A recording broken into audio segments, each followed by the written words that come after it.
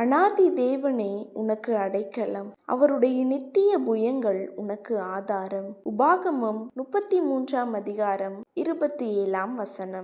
நம்மில் சிலர் நமக்கு அடைக்கலமாக சில அதிகாரிகளையும் உலக மனிதர்களையும் தேடுகிறோம். ஆனால் ஆட்சிகள் மாறும்போதும் காலங்கள் ஓடும் போதும் அந்த அடைக்கலங்கள் நமக்கு நிலைப்பதில்லை.